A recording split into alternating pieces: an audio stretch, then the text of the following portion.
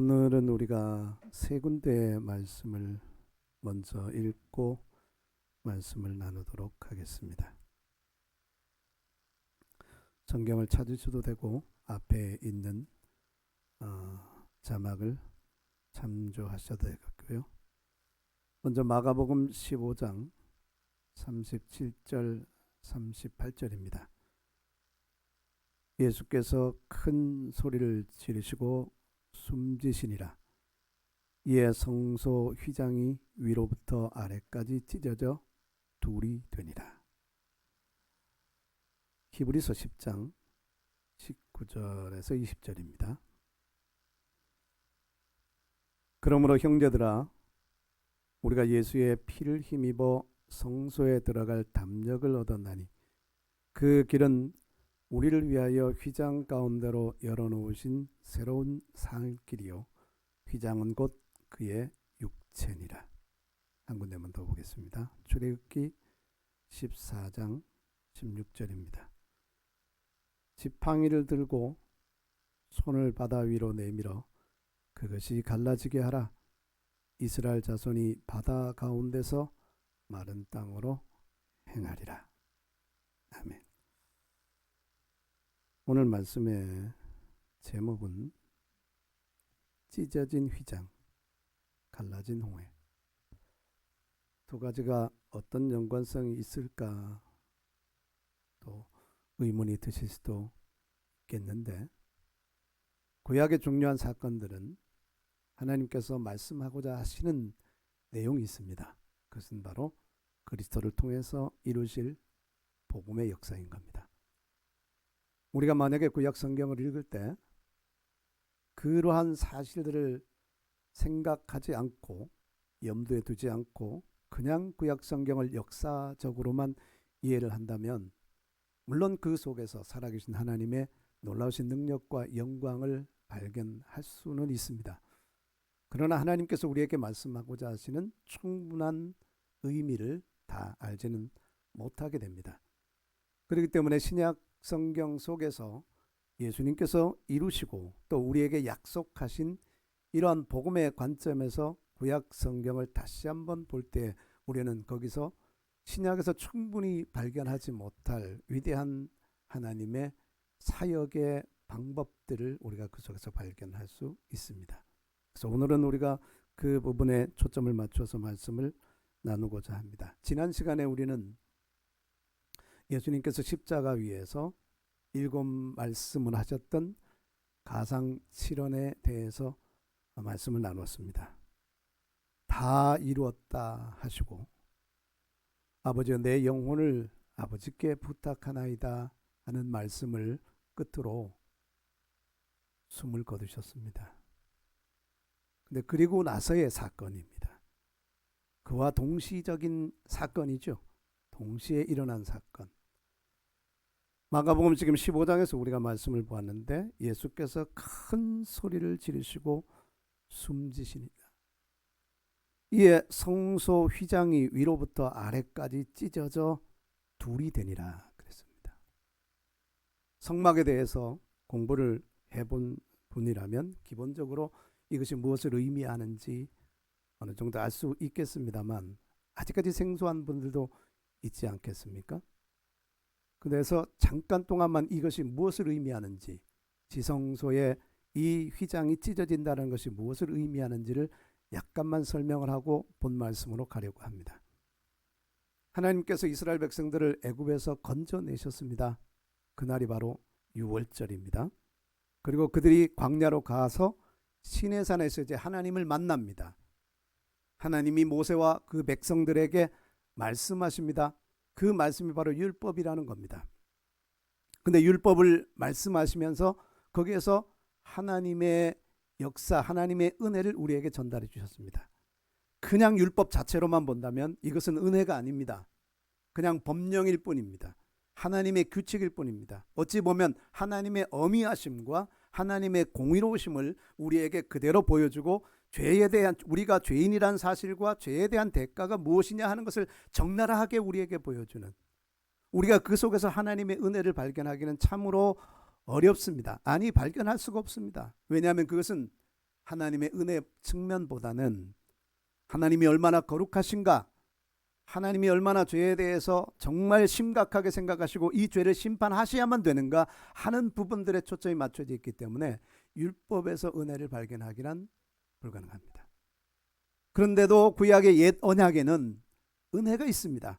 그 은혜가 바로 뭐냐면, 그럼에도 불구하고 하나님은 우리에게 죄를 용서받을 수 있는 기회와 그리고 방법과 또 하나님 앞에, 그래도 죄인이기 때문에 하나님 앞에 나갈 수가 없음에도 불구하고 그래도 하나님이 만들어 놓은 어떤 절차들을 통해서 하나님 앞에 나갈 수 있는 길을 열어놓으셨습니다. 그것이 바로 뭐냐면 하나님의 집을 건축하는 겁니다. 광야 생활할 동안에는 제대로 된 건물이 아니죠. 조립식 건물입니다. 그것을 우리는 성막이라고 부릅니다. 하나님께서 성막을 건축하게 하셨습니다. 그 성막에 보면 이제 구역들이 있지 않습니까? 울타리로, 세마포 울타리로 이제 사방을 둘러놓고 동쪽에만 문을 만들어 놨는데 그 안에가 이제 거룩한 장소입니다. 근데 그 안이 모두 다 거룩한 건 아니에요. 더 거룩한 곳이 있고 더 거룩한 곳이 있습니다. 이것은 뭐냐면 사람이, 죄인된 사람이 하나님 앞에 나아갈 때 어떤 과정을 통해서 우리가 하나님 앞에 온전히 도달할 수 있는지, 어떻게 우리가 죄의 사함을 받고 정결하게 되고 거룩하게 돼서 정말 하나님의 자녀가 되고 하나님의 백성이 될 수 있는지, 그것을 우리에게 보여주기 위한 아주 놀라운 시청각 교재입니다.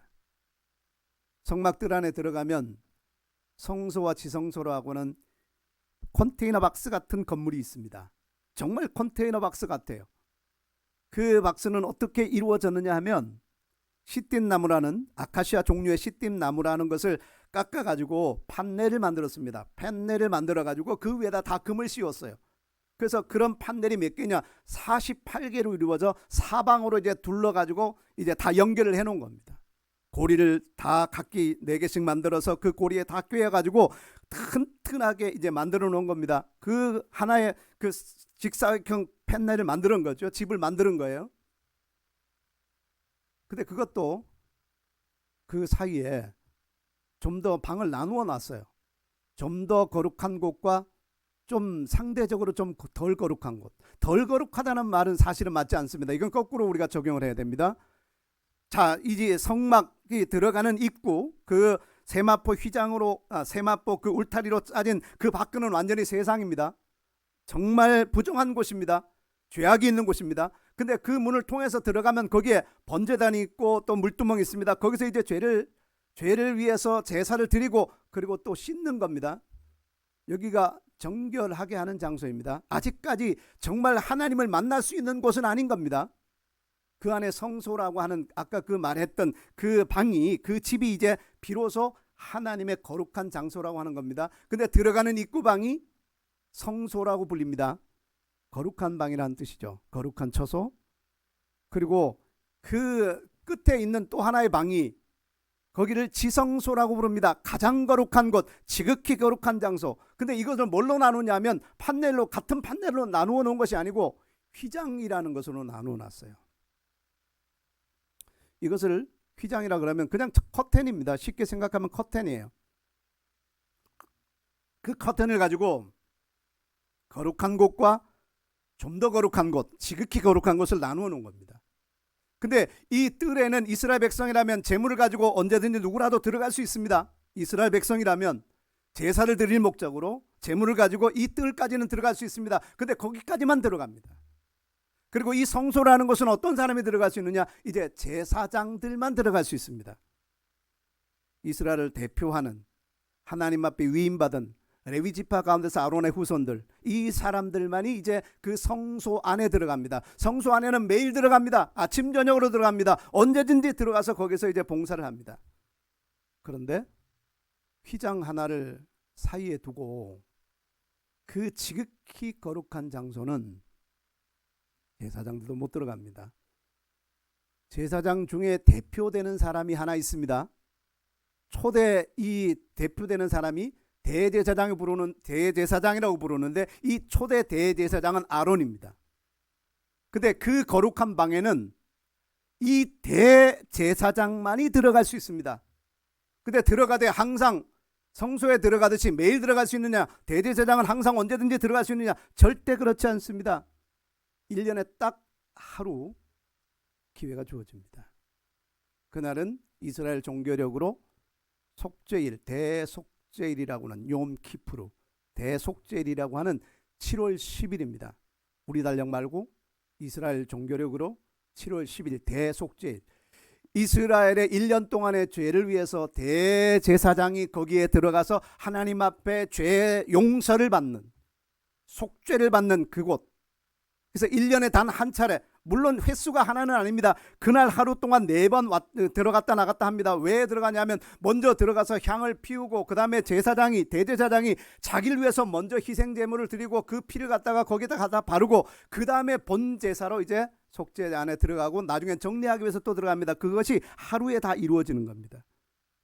히브리서에서는 대제사장이 1년에 한차 1차만 들어갈 수 있다고 한 것이 바로 그 날을 말하는 겁니다. 횟수로 하루 한 번이라는 말이 아니라 그날만 대제사장이 들어갈 수 있습니다. 그런데 이 휘장에는, 성막에는 문이 3개가 있습니다. 들어가는 입구 문이 있습니다.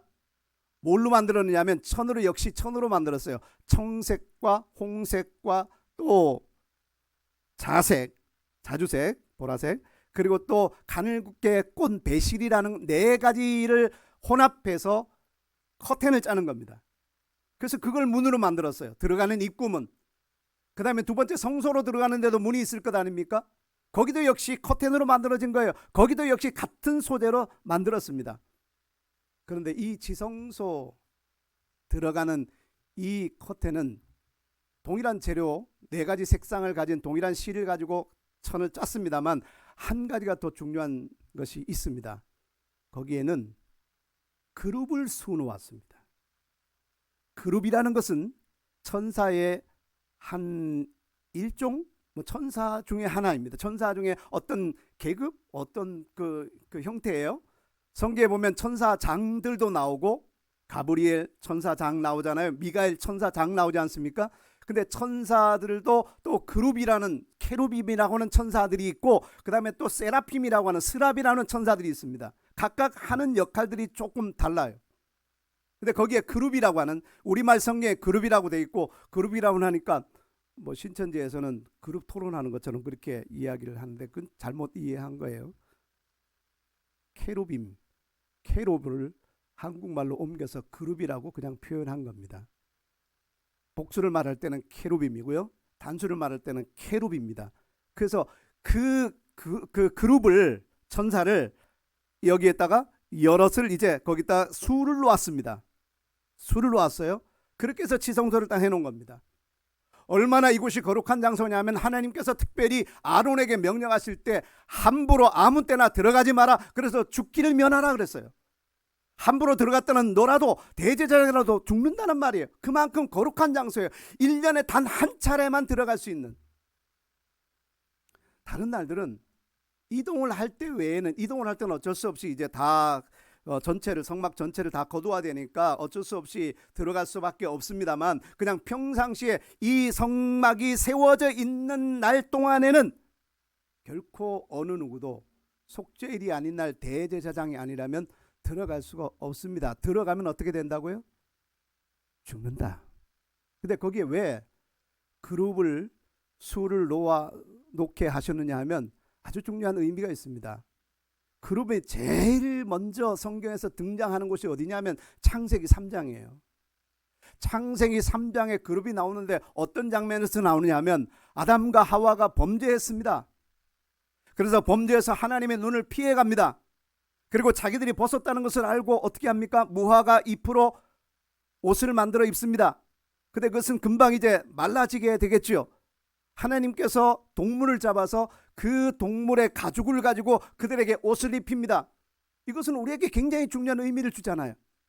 우리의 의의는 이제 다 바닥이 났습니다. 우리는 죄로 인해서 어떻게 하나님 앞에 설 수가 없는 존재가 되었습니다.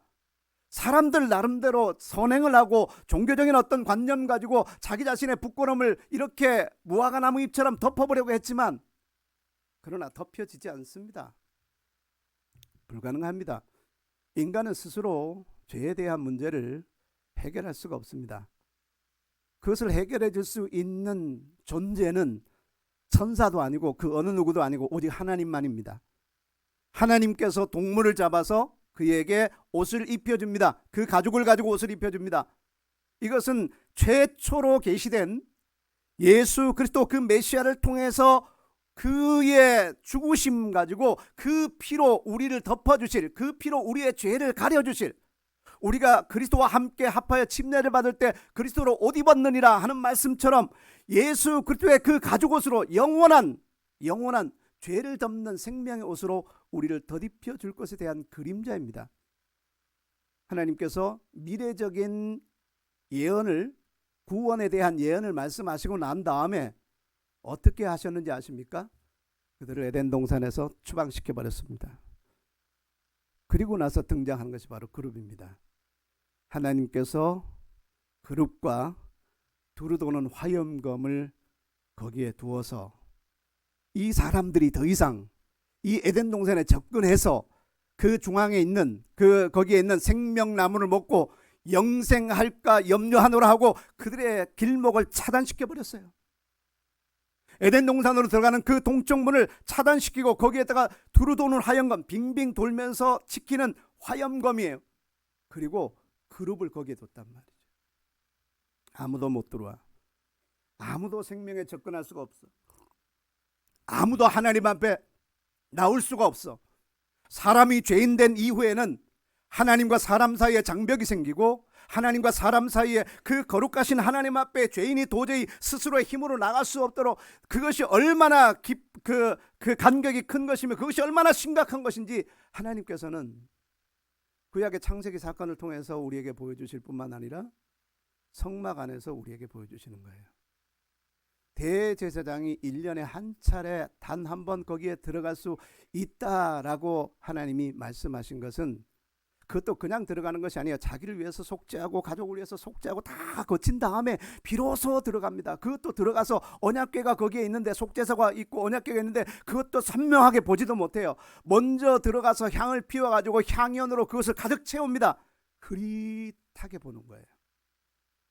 하나님의 영광을 함부로 볼 수가 없다는 게 죄인이.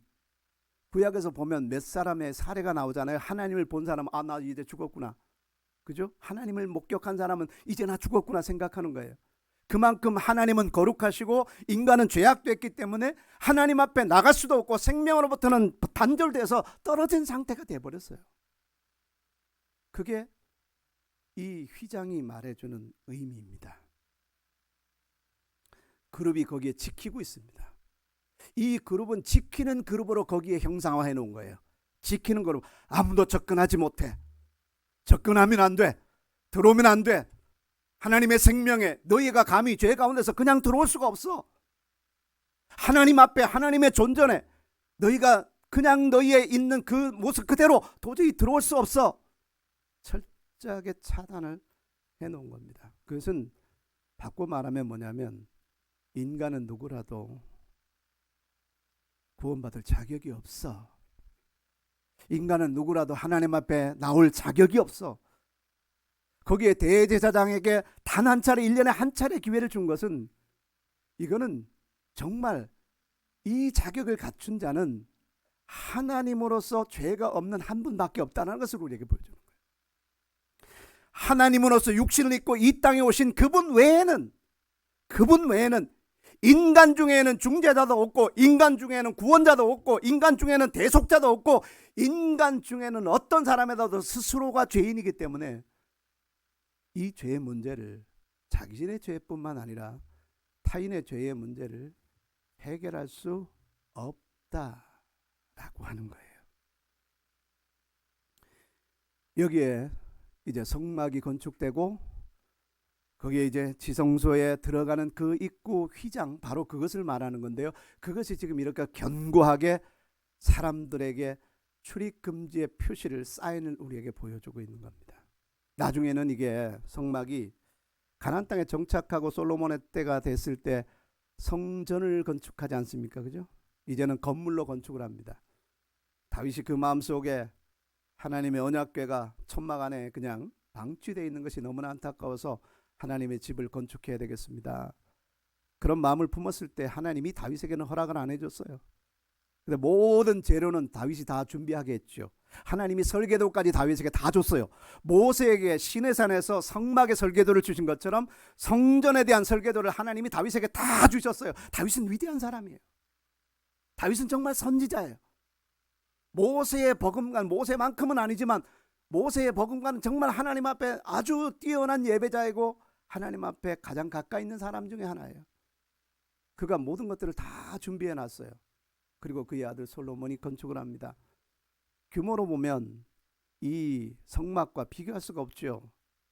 근데 다른 것들은 다 제쳐놓고 이 휘장에 대한 것만 생각을 해볼게요. 휘장에 대한 것 약 2배 정도가 늘어났어요. 크기가. 그리고 높이는 이게 원래 휘장이 이 성막에서는 10규빗이었어요. 10규빗. 10규빗이면 약 4.56m 정도 돼요. 4.56m. 근데 이것을 30규빗으로 올렸어요. 하나님의 설계도입니다. 하나님의 설계도 30규빗. 30규빗이면 약 13m 정도 되는 거예요. 높이가. 그러니까 휘장의 크기가 그 정도 된다는 말이죠. 근데 이 솔로몬 성전이 어떻게 됐나요?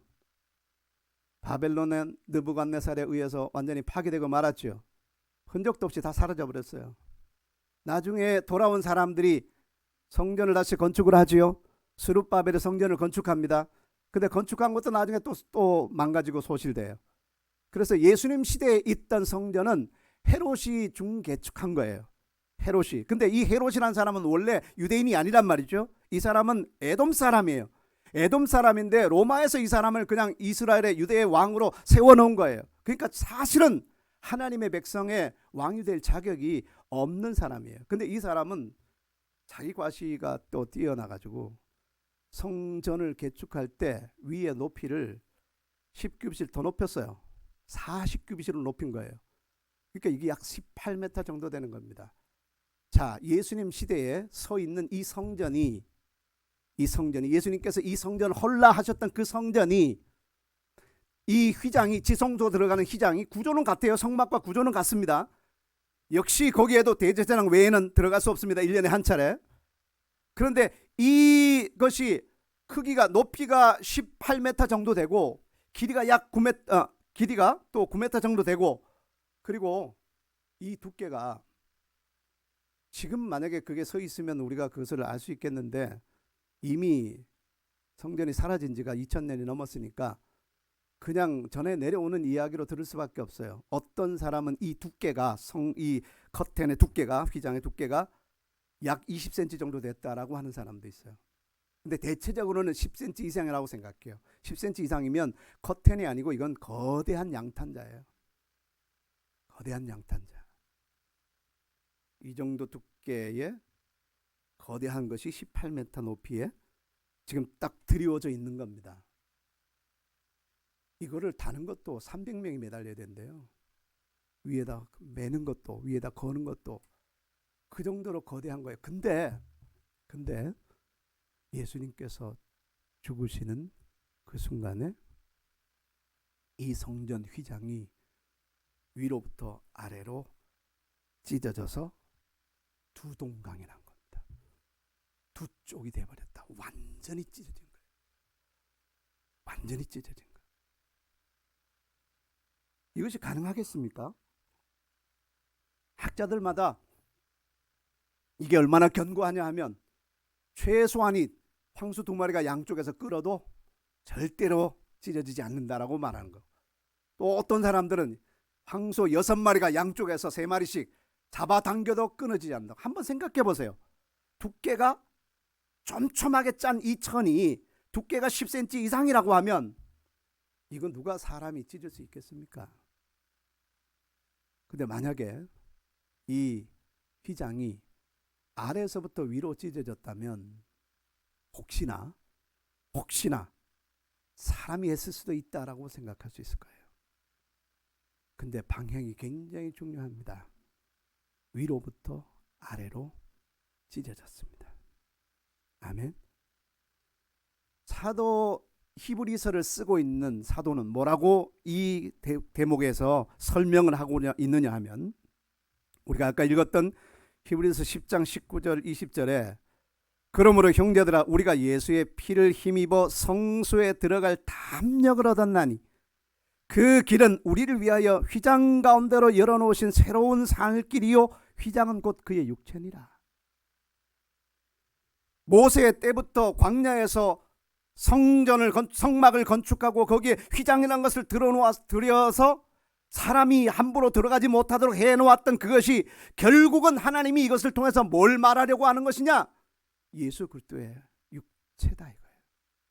하나님이 육신을 입고 이 땅에 오셔서 찢으시는 예수 그리스도의 그 육체, 예수 그리스도께서 우리의 속죄 제물이 되고 화목 제물이 되고 우리의 번제가 되고 우리의 모든 제물이 돼서 자기의 몸을 온전히 찢어내실 때 그것이 바로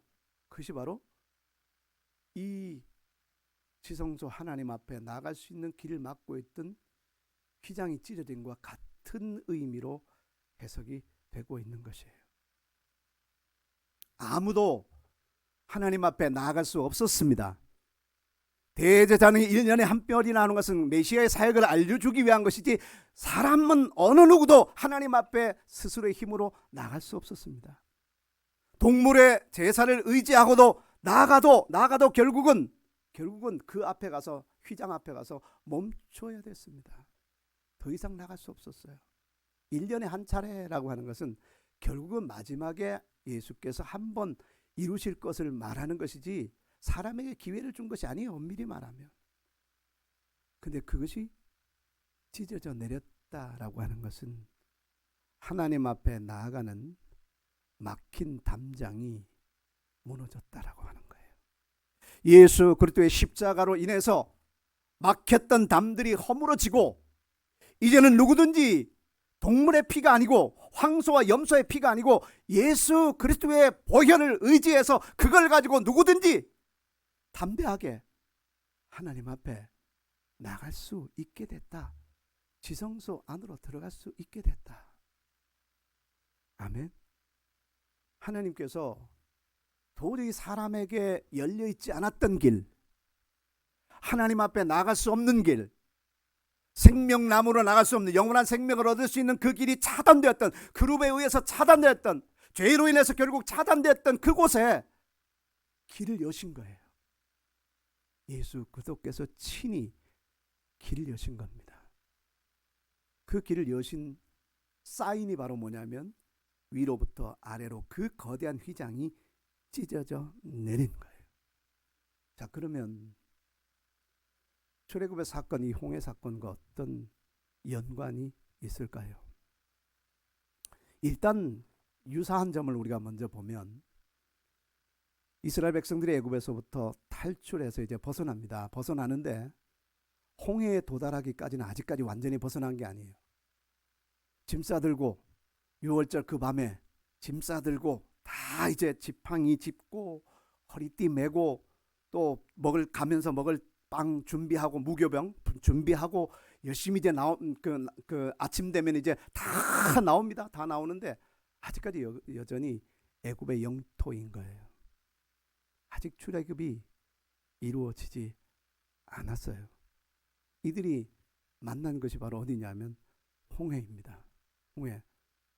불가능한 곳이에요. 사람의 자연적인 현상으로는 불가능한 곳입니다. 더 이상 나갈 수 없는 막힌 담이에요.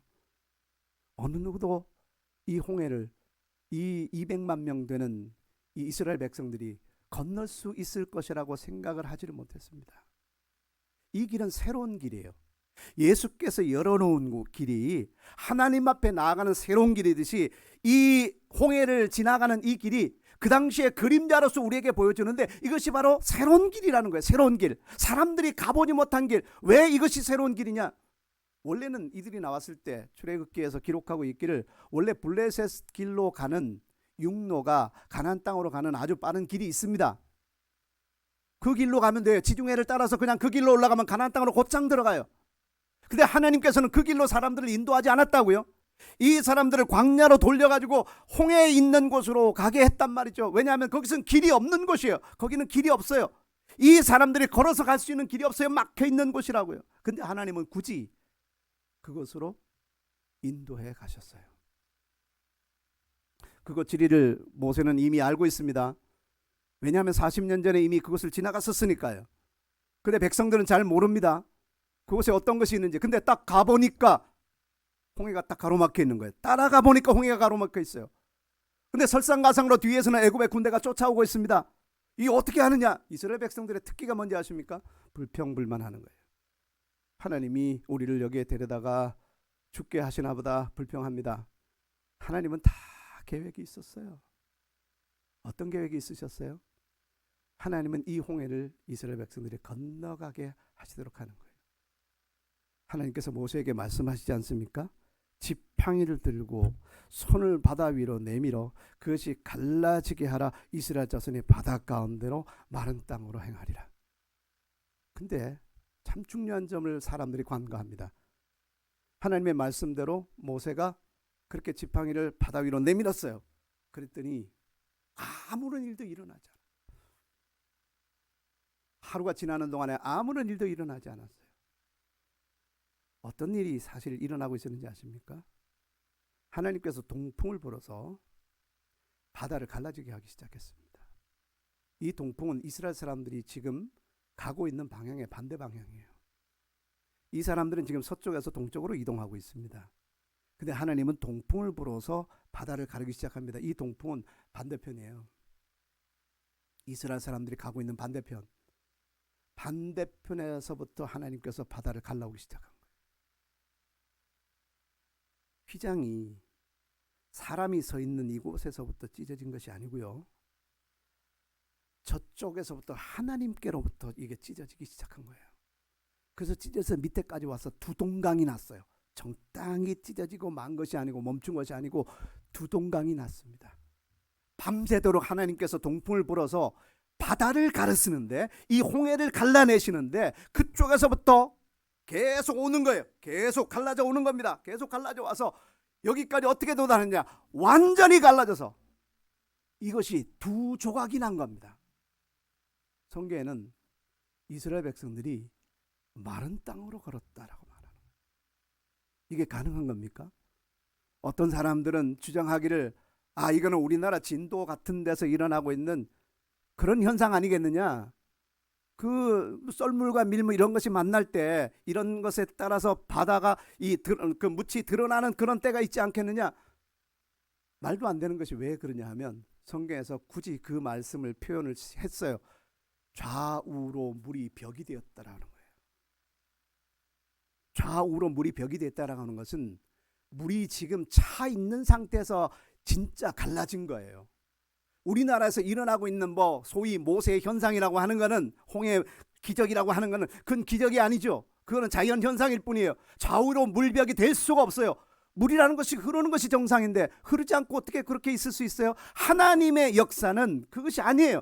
하나님은 실제적인 기적입니다. 물이 갈라지게 했어요. 좌우로 물벽이 되겠는데 중요한 건 뭐냐? 두 동강 난 거예요. 반대쪽에서부터 이쪽으로. 구약의 이 출애굽의 홍해의 역사는 이스라엘 백성들을 애굽에서부터 완전히 탈출하게 하고 애굽의 군대가 쫓아오게 한 것도 하나님의 섭리예요. 이스라엘 사람들은 잔뜩 쫄았지만 군대가 쫓아오고 있어. 잔뜩 쫄았지만 하나님의 계획이 다 있어요. 그게 뭐냐면 이들이 홍해를 바닥을 걸어서 다 지나가고 난 다음에 애국 군대도 그 중간에 따라 들어왔어요.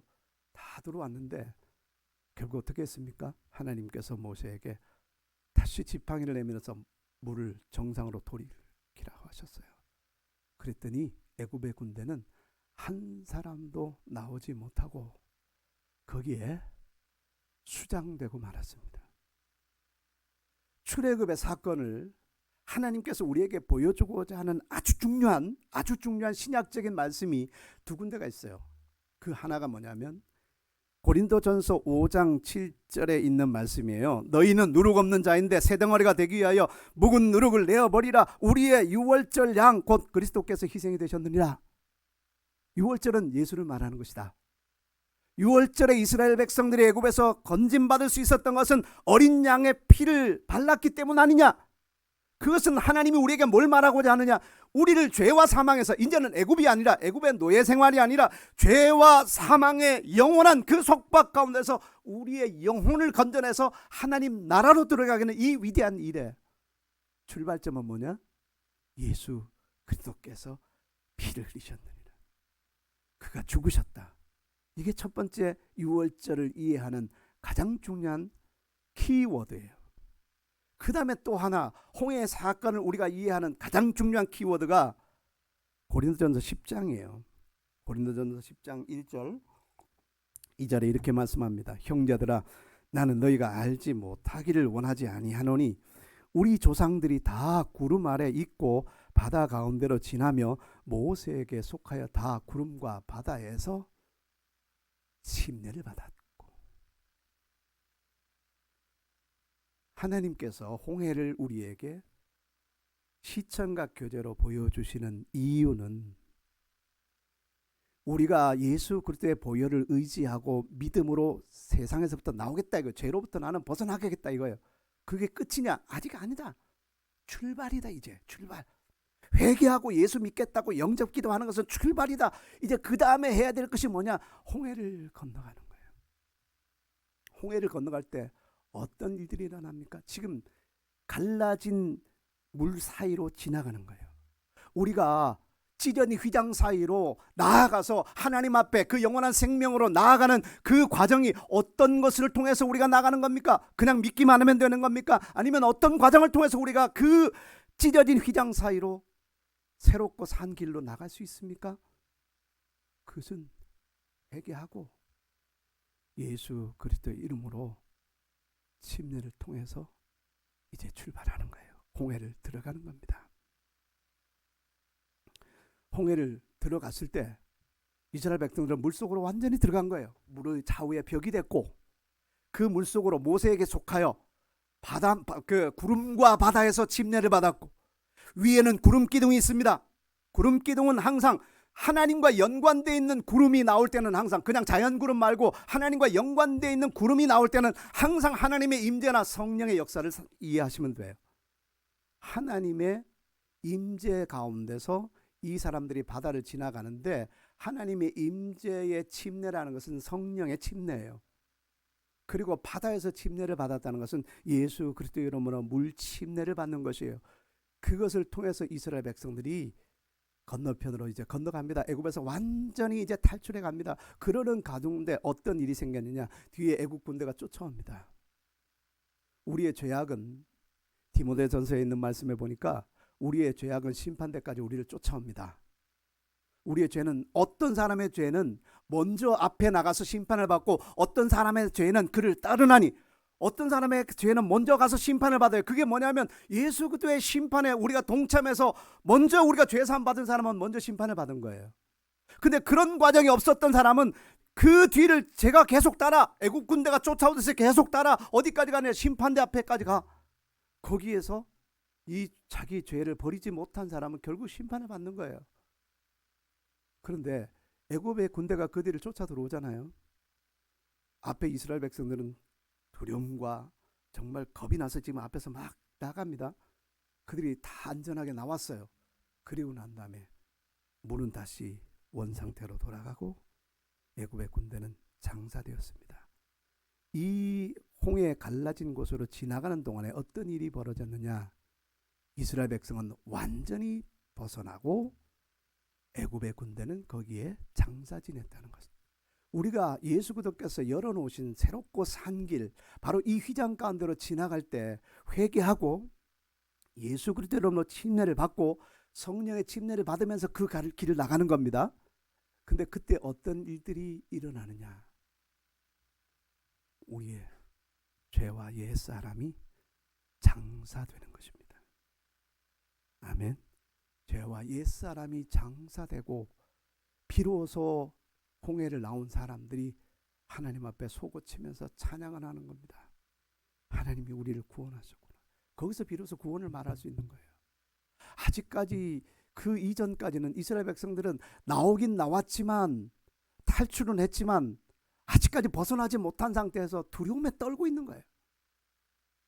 근데 그들이 홍해를 건너고 나서 비로소 갈라진 홍해를 건너고 나서 비로소 이 사람들은 자유를 누리고 구원을 만끽하는 겁니다.